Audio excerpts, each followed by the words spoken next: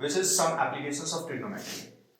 In this chapter, what we talk about is actually the applications of trigonometry, like trigonometry, where we can use it.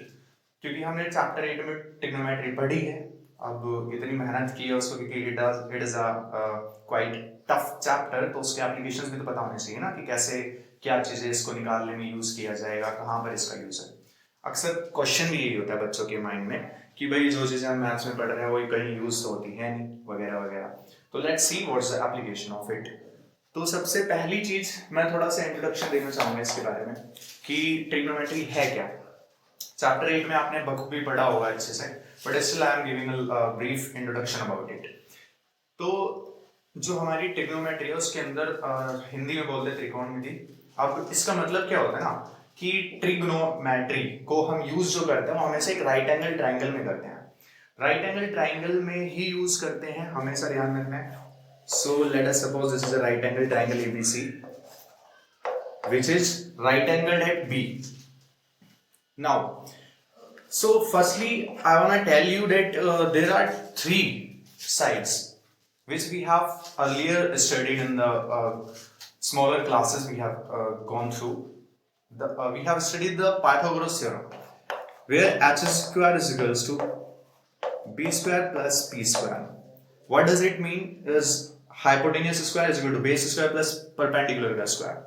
तो ये चीजें जब आती हैं तो इसमें हाइपोटेनियस और बेस और परपेंडिकुलर होती क्या है. तो जनरली हम पहले से यही जानते हैं कि जो 90 डिग्री के सामने वाली साइड होती है वो हमेशा हाइपोटेनियस होती है, या फिर जो सबसे बड़ी साइड होती है वो हाइपोटेनियस होती है. और ये जो नीचे वाला है ये हमारा बेस होता है और ये हमारी परपेंडिकुलर होती है. बट क्या हमेशा ऐसा ही होना जरूरी है? क्या हमेशा ही बेस और हमेशा ही परपेंडिकुलर रहने वाला है? तो इसका आंसर है नहीं, एब्सोल्युटली. क्योंकि ट्रिग्नोमेट्री में जो हम बातें करते हैं किसी एंगल को लेके, क्योंकि यहाँ पर हम इस एंगल में देखें तो एक एंगल तो 90 डिग्री है ही, ये तो कंफर्म है भाई, क्योंकि ये होना ही क्या है, राइट एंगल ट्राइंगल होने वाला है. तो राइट एंगल ट्राइंगल के लिए एक एंगल 90 डिग्री होना मस्ट है. But what about the both remaining angles? Let us suppose this is angle C and this is angle A, we have named them. तो इनमें हम अगर सपोज करो मैं इस एंगल के बारे में बातें कर रहा हूँ थीटा, तो अगर मैंने थीटा यहां पर लिया है अपना, तो थीटा के हिसाब से परपेंडिकुलर और बेस हमारे चेंज होते हैं. हाइपोटेनियस तो यही रहने वाला है भाई, लिखवा क्या भगवान से कि मैं तो यही रहने वाला हूं, जो सबसे बड़ी साइड है वो हमारी हाइपोटेनियस होने वाली है. But the base and perpendicular changes with respect to the theta. When we are talking about the theta is at angle C in this triangle, so the perpendicular will be the side in front of the theta. Means कि जो theta के सामने वाली side होगी वो हमारी perpendicular होगी, और थीटा के जो साथ वाली साइड होगी, अब आप कहोगे थीटा के साथ में दो साइड्स हैं. भाई किसी भी एंगल को बनाने में दो साइड्स लगती हैं, एक साइड ये है और एक साइड ये है, इन्हीं दोनों साइड से मिलकर बना है थीटा. तो ये साइड तो हमें पता है भाई परपेंडिकुलर हो चुकी, बट जो दूसरी साइड है वो हमेशा क्या होगी, बेस होगी. क्या बोला मैंने कि थीटा के साथ वाली जो साइड होगी वो हमेशा बेस होगी, और थीटा के जो सामने वाली साइड होगी, फ्रंट वाली, लिख देता हूं मैं इसे कि फ्रंट वाली जो साइड होगी वो हमेशा परपेंडिकुलर होगी. ओके, तो इस तरीके से हम बता सकते हैं कि क्या है ये हमारा थीटा बेस है, और आई मीन थीटा के अकॉर्डिंग हम बेस और परपेंडिकुलर को जज कर सकते हैं. नाउ बट डोंट जज एनीवन. सो तो यहां से अगर सपोज करो कि इस ट्रायंगल के अंदर आपने बचपन से किया है एक चीज कि तीन साइड्स में से अगर कोई भी दो साइड्स हमें दे रखी हैं, तो हम भाई यूजिंग द पाइथागोरस थ्योरम हम कोई सी भी तीसरी साइड को आसानी से निकाल सकते हैं.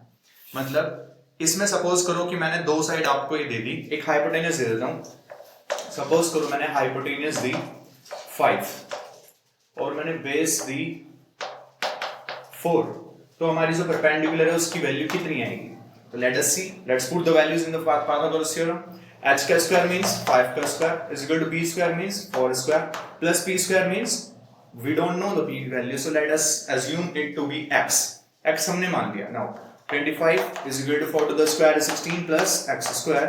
16 जब इधर आएगा तो 25 minus 16 is equal to x square. इसको माइनस करेंगे तो 9 बचेगा, and we got x square is equal to 9, and we all know very well that 9 is the 3 to the square is equal to x to the square. Square cancels square and x is equal to we got 3. So this is the 3 centimeter or whatever the values are given here. Let us suppose these are in centimeters. So base will be also perpendicular will be also 3 centimeter. So by using the Pythagoras theorem, we have find third side. If two sides, any of the two sides are given, we can easily find the third side by using this theorem. But in this class, in the our 10th class, we have a head part of it. What if suppose I give you the values of one side and one angle of this triangle, and then I am saying to find the both other two sides. Can you find it using this theorem? No, absolutely not. So what we can do is we can make the best use of trigonometry here. What we have studied in chapter 8, we can make use of it.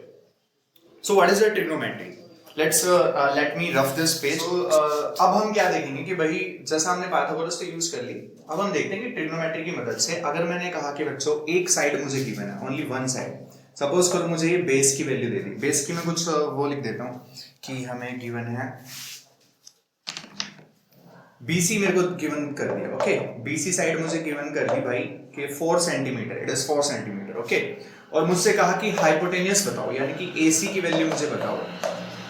अगर जो angle ACB बन रहा है, angle ACB equals to बन रहा है 30 degree, तो can you tell the answer? Can you do this question? Can you find the value of AC using the Pythagoras theorem? No, you can't. Absolutely, you can't. Because we need two sides for using the Pythagoras theorem. So now we make the use of trigonometry.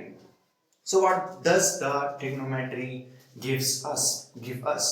It is about the 6 trigonometric ratios which we have frequently studied in the last chapter. So we know very well that these are sine theta, cos theta, tan theta, and sine to the opposite is cosec theta, and cos to the opposite is sec theta, and tan to the cot theta. So let us make that table, the favorite one of the students. Pakistan bhuka pyasa and Hindustan hara. This is the basic, I think, which students have learned in this chapter. So Pakistan bhuka pyasa, Hindustan hara bhara. This is just a trick. Don't take it seriously or personally. This is now. Here the sine ratio lies. And what does mean the sine ratio? So when we write sine theta, actually what are these sine and all these functions, all these terms? As I said, these are all functions. And what do the functions tell? Functions का मतलब होता है हमेशा कि अगर कोई function मैंने लिखा, जैसे कि मैं साइन थीटा लिखता हूं, तो ये एक फंक्शन है। साइन जो है वो एक फंक्शन है, थीटा का फंक्शन है साइन। तो साइन थीटा जब मैं लिखूंगा तो एक अलग वैल्यू मेरे पास आएगी। बट जब मैं वहीं पर कोस थीटा लिखूंगा, तो अब जो फंक्शन है थीटा का वो कोस है, तो अब एक डिफरेंट वैल्यू आएगी। And when we talk about tan theta, then we get a different value of the theta और दिस रेशियो। सो ये सब क्या है? एक फंक्शंस है जिनको हम बोलते हैं ट्रिग्नोमेट्रिक फंक्शंस या trigonometric ratios. So sin theta is p upon h. From the table we can conclude that sin theta is p upon h. And what about the cos theta? So cos theta lies here. This is cos theta and this is tan theta. cos sin का उल्टा क्या होता है? तो cosec theta, cos का उल्टा sec, and tan का उल्टा is cot. Now let's write all these ratios. So cos theta means b upon h. Tan theta means p upon b. And if we write cosec theta, तो cosec theta नीचे है, तो हमें नीचे से ऊपर लिखना पड़ेगा, यानी कि h upon p लिखना पड़ेगा, सिंपल h upon p लिखना पड़ेगा। बट जब मैं sec theta की बात कर रहा हूं, तो sec theta के लिए भी नीचे से ऊपर की तरफ, यानी कि h upon b लिखना पड़ेगा। फिर cot theta के लिए क्या लिखेंगे? तो b upon b हो जाएगा। Is that easy? Yes, absolutely. It's too much easy. Now we can conclude from these ratios that sin theta is p upon h and cosec theta is h upon p. This is p upon h और ये इसका उल्टा है h upon p। इसका मतलब मैं ये भी तो लिख सकता हूँ ना कि sin theta is 1 upon cosec theta। पता है क्यों? थोड़ा मैं इसको मिटा देता हूँ।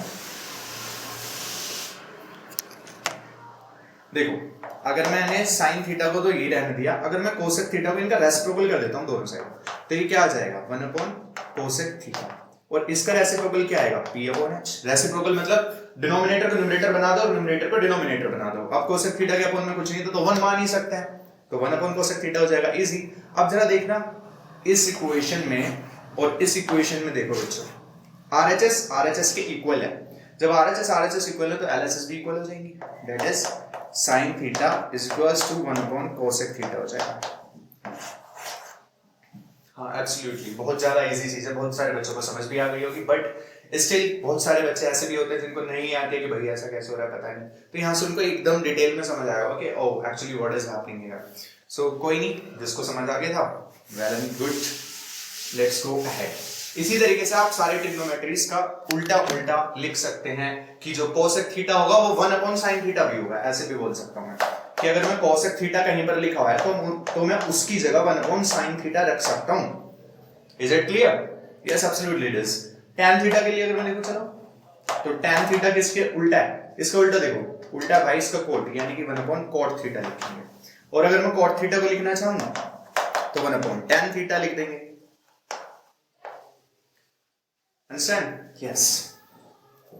क्या कह रहे हो, खुद ही बोल रहे हैं अंडरस्टैंड? यस, सही बात है, तुम बोल ही नहीं रहे गाइस, हम क्या करेंगे गाइस, आगे बढ़ रहे हैं गाइस। तो होगा क्या कि भाई ये हमने देख लिया कि सारे ट्रिग्नोमेट्रिक रेशियोज कैसे आ रहे हैं, अब इनका यूज क्या है, but what is the use. So अभी हमारा जो क्वेश्चन था वो अभी भी पेंडिंग है, अब हम उसको लेके आते हैं कि हम वहां पर क्या कर सकते हैं। तो जैसे ही मैंने कहा कि BC मेरे पास 4 सेंटीमीटर है, AC की वैल्यू मुझे निकालनी है, ये A है, AC की वैल्यू मुझे निकालनी है, और angle ACB is 30 degree. So where is the angle ACB, और हमें ये भी बोला गया है कि it is right angled at B, ऐसा क्वेश्चन बोलेगा ABC is a triangle which is right angled at B, मतलब ABC एक ऐसा ट्रायंगल है, राइट एंगल ट्रायंगल है जो कि B पर बना हुआ है। ध्यान देना इस चीज में भी क्वेश्चन, क्योंकि हर बार ट्रायंगल ऐसा ही नहीं बनेगा। ट्रायंगल में कई बार A पॉइंट यहां भी आ सकता है, मतलब A पॉइंट पर हो सकता है कि 90 डिग्री एंगल बनना हो सकता है कि C पॉइंट पर बनना हो, तो उसके अकॉर्डिंग भी चीजें चेंज हो जाती हैं market.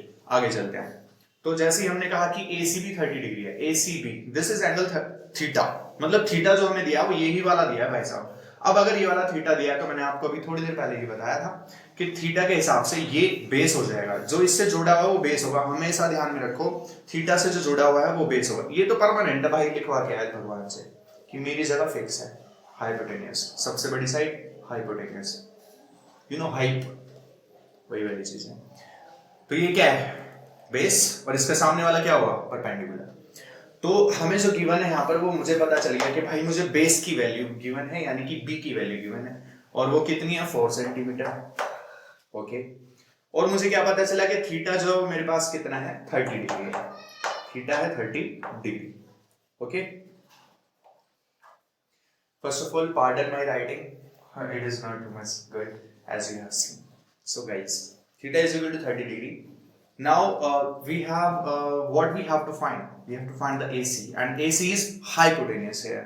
So we have to find hypotenuse. Now what you have to do is you have to find which ratio is making these relations mix, I mean किस रिलेशन के अंदर ये किस फंक्शन के अंदर या किस फंक्शन या किस रेशियो के अंदर ये चीजें सारी की सारी हमको मिल रही हैं। अब हमें मतलब B और H चाहिए भाई, B और H चाहिए, थीटा तो सभी में आता ही है, sine theta cos theta, theta तो सभी में। साइड्स देखो आपको कौन कौन सी गिवन है, तो B और H के बारे में बात हो रही है। अब B और H ढूंढो जरा कहां पे, ये रे भाई साहब B और H, ठीक है। तो B और H में अगर मुझे रिलेशन चाहिए तो मुझे दो जने देते हैं वो, एक cos theta and second one is sec theta, ठीक है। तो cos थीटा की जो वैल्यू B/H होती है, ये मुझे पता है। cos थीटा की जो वैल्यू होती है वो B/H होती है, क्योंकि पाकिस्तान भूखा, हमें ऐसे याद करना है कि दूसरे नंबर पे आता है cos, तो पाकिस्तान भूखा का B और हिंदुस्तान हरा का H, तो B/H हो गया। बार बार ये टेबल बनाने की हमें नीड नहीं पड़ती है, ओके। और फिर आप जब ये क्वेश्चंस करते रहेंगे तो आपको सारी चीजें याद भी हो जाएंगी। तो cos theta means cos 30 equals to B/H. What is the value of B? B is 4 here. And what is the value of H?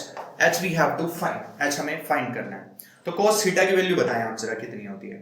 तो तो यहाँ पर हमें पता होना चाहिए cos थीटा की वैल्यू कितनी होगी और उसके लिए हमें क्या पता होना चाहिए, हमें वो चार्ट याद होना चाहिए जो आपके लास्ट चैप्टर में था।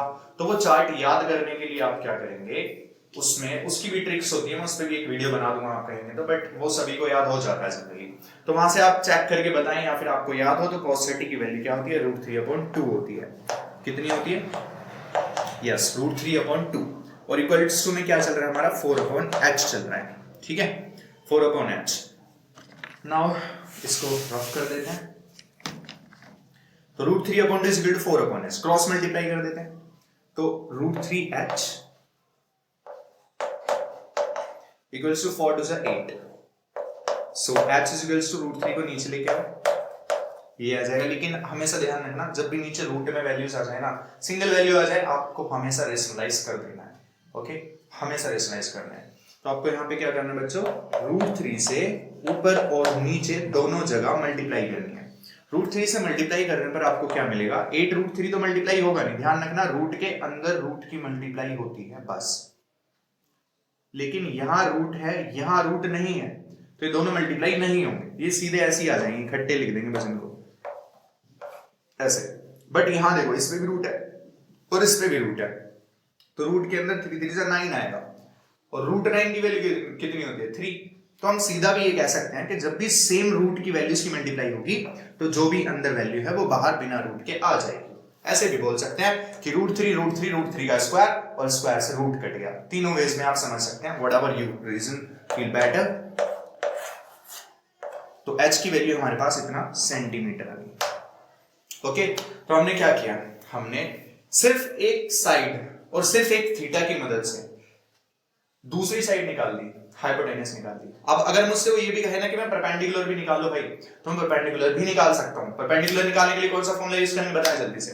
तो परपेंडिकुलर निकालने के लिए अब हमारे पास b है और मुझे सपोज करो परपेंडिकुलर पूछा, तो b और p में रिलेशन कौन दे रहा है, b और p में कौन दे रहा है, ये देखो b और p में आ रहा है ना। अब आप कहोगे b/p कोट लगा दो, तो मैं ऐसे भी तो कह सकता हूं p/b tan लगा दो। तो हाँ बिल्कुल दोनों ही चीजों से हम निकाल सकते हैं, चाहे tan थीटा से चाहे कोट थीटा से, आंसर हमेशा सेम आने वाला है, okay. This is our answer. और ये चीजें हम यूज करते हैं किस चीज को करने में, एक ट्रिग्नोमेट्रिक आई मीन किसी भी ट्रायंगल में कोई भी साइड निकालने के लिए जब हमारे पास एक साइड और एक थीटा गिवन हो, ठीक है, एक तो 90 डिग्री फिक्स है, उसके अलावा दो एंगल्स बचते हैं, उन दोनों में से अगर मुझे एक एंगल दे दे और कोई भी एक साइड दे दे तो मैं सारे चीजें उस ट्रायंगल की निकाल सकता हूं। इस बात को आप दिमाग में घुसाएं, ये देती है हमें ट्रिग्नोमेट्री। अब इस ट्रिग्नोमेट्री से हम करेंगे क्या, एप्लीकेशन करेंगे इसका और इसको यूज करेंगे डिफरेंट चीजों की हाइट्स निकालने के लिए। लेट अस सपोज अगर हमारे पास कोई एरोप्लेन उड़ता जा रहा है, सपोज करो हम नीचे खड़े हैं, हमने देखा कि एक एरोप्लेन यहां से वहां तक उड़ता जा रहा है और हमने देखा कि उसकी एंगल पहले इतना था, फिर वो इतने सेकंड्स में इतनी दूर गया। कुछ इस तरीके के क्वेश्चंस आपको आपकी एनसीईआरटी बुक में ही देखने को मिल जाएंगे। उसके बाद सपोज कि आप कहीं नीचे खड़े हुए हैं, आपने एक बिल्डिंग की हाइट देखी और आपने देखा कि वहां से जो एंगल बन रहा है आपकी आईज से, वो एंगल ऑफ एलिवेशन कितना है 45 डिग्री है, तो उसकी जो हाइट होगी वो उतनी होगी जितना आप उसके फुट से दूर खड़े हो, है ना। अगर आपने क्वेश्चन सॉल्व किया है तो आप समझ गए होंगे क्योंकि tan 45 की वैल्यू क्या होती है 1 होती है, और 1 होने का मतलब है कि परपेंडिकुलर और बेस बराबर हो जाएंगे। तो आप जितना उस हाइट के उस टावर की हाइट के जितना दूर अगर आप खड़े हो जाएंगे तो 45 डिग्री बन रहा होगा एक्चुअली। तो ये सब चीजें हैं, हम हाइट्स वगैरह निकालने के लिए या डिस्टेंस वगैरह निकालने के लिए इसका यूज करते हैं ट्रिग्नोमेट्री का। तो इस चैप्टर को हाइट एंड डिस्टेंस वाले फॉर्मूले या फिर क्वेश्चन से भी जाना जाता है, okay guys.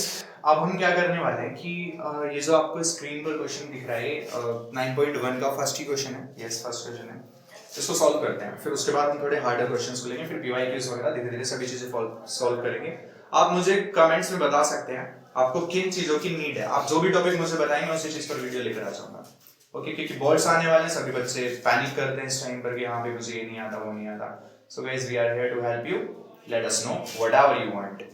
So let's see this question. This question is saying that a circus artist is climbing 20-meter long rope which is tightly stretched and tied from the top of a vertical pole to the ground. Find the height of the pole if the angle made by the rope with the ground level is 30 degree. That is एक कुछ इस तरीके का case है कि बंदा है वो क्या कर रहा है, वो एक रोप पर चढ़ रहा है, ठीक है।